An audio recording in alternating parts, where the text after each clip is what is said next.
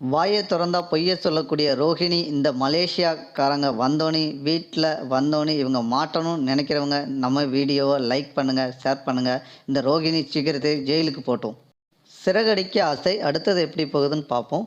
இங்கே பார்த்தீங்கன்னா முத்து மலேசியாவில் உள்ளவங்கள கூப்பிட்டு வீட்டுக்குள்ளே கூப்பிட்டு வராங்க. வந்தோன்னே அண்ணாமலை வாங்கன்னு கேட்குறாங்க.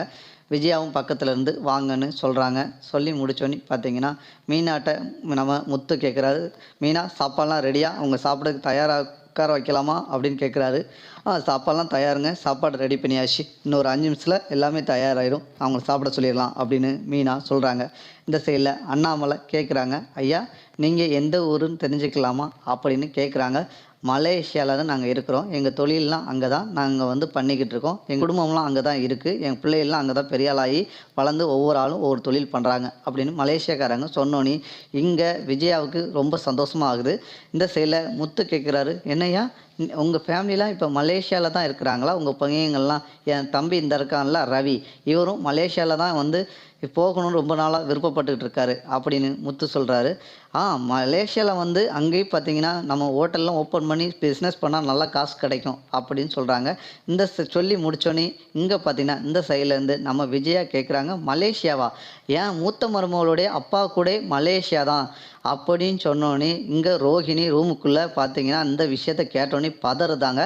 இங்கே ஹாலில் உட்காந்து எல்லோரும் பேசுகிறத பார்த்துட்டு நம்ம ரோஹிணி ரூமை விட்டு வெளியே வராமல் உள்ளே இருக்காங்க. ரோஹிணி வந்து என்ன செய்ய போகிறோன்னு மண்டையை பிச்சுக்கிட்டு இருக்காங்க. பைத்தியமே பிடிச்சிற மனநிலையில் இருக்காங்க நம்ம ரோஹிணி. இந்த செல்ல விஜயா கேட்குறாங்க, நீங்கள் மலேசியாவில் வந்து ரோஹிணியோட அப்பா அங்கே தான் ஜெயிலில் இருக்காங்க அப்படின்னு ஃபஸ்ட்டு சொல்கிறாங்க. சொல்லி முடித்தோன்னே என் மூத்த மருமவா பெரிய கோடீஸ்வரி, அவங்களும் அங்கே தான் பிஸ்னஸ் பண்ணி பெரிய ஆளாக இருக்காங்க, ஏதோ தொழில் சார்ந்த விஷயத்தில் லாஸ் ஆன ஒரு பிரச்சனைனால அவள் பார்ட்னர் ஜெயிலில் தள்ளிட்டாரு அப்படின்னு நம்ம விஜயா அந்த மலேசியாக்காரங்கிட்ட சொல்கிறாங்க. அப்படியா? எனக்கு மலேசியாவில் வந்து பார்த்திங்கன்னா எனக்கு பெரிய இடத்துலலாம் ஆள் சப்போர்ட் பழக்கம் இருக்காங்க. அதே மாதிரி பார்த்தீங்கன்னா ஜெயிலில் எனக்கு நிறைய தெரிஞ்சவங்க இருக்காங்க. உங்கள் மூத்த மருமகளை கூப்பிடுங்க, அவங்க மூலியமாக அவங்க யார் என்ன ஏதுன்னு கேட்டு அவங்கள எப்படியா வெளியே கொண்டு வரதுக்கு நான் முயற்சி எடுத்து தயார்படுத்தி அவங்கள வெளியே கொண்டு வந்துடலாம், தயங்க வேண்டாம் அப்படின்னு அவங்க ஆறுதல் கொடுக்காங்க. சொன்னோன்னே நம்ம விஜயாவுக்கு உடனே ரோஹிணியை போய் கூப்பிடணும் அப்படின்ட்டு கிளம்பி உள்ள ரூமில் போய் கூப்பிட்றாங்க. ரோஹிணி அங்கேருந்து கதவே திறக்க மாட்டுக்காங்க. இந்த சைடில் ரோஹிணி உள்ளே என்ன செய்கிற? மலேசியாவிலேருந்து இது உங்கள் தூரத்தில் உள்ள சொந்தக்காரங்க கூட இருக்கலாம், நீ வந்து இவங்ககிட்ட பேசு, நீ பேசுனா தான் தெரியும் அப்படின்னு விஜயா வெளியேருந்து சொல்கிறாங்க. உடனே ஒரு 10 நிமிஷத்தில் என்ன செய்யணும் யோசிச்சுட்டு இருக்காங்க நம்ம ரோஹிணி. அந்த டைமிங்கில் நல்லா மூளையோட யோசித்து என்ன செய்தாங்கன்னா, அவள் ஏற்கனவே கிரிமினல் நம்ம ரோஹிணி, கிரிமினல் இவங்கள்ட்ட வாயை திறந்தால் தானே பிரச்சனை வரும் அப்படின்னு பஞ்சை எடுத்து வாயில் வச்சு எனக்கு பல்லு வலி அப்படின்னு காட்டிட்டு அப்படி விஜயாட்ட சொல்கிறாங்க, ஆண்டி பல்லு வலி, என்னால் பேசவே முடியலை, எனக்கு தலை சுற்றுற மாதிரி இருக்குது, நான் டாக்டர்கிட்ட செக்கப் பண்ண போகிறேன் அப்படின்றாங்க.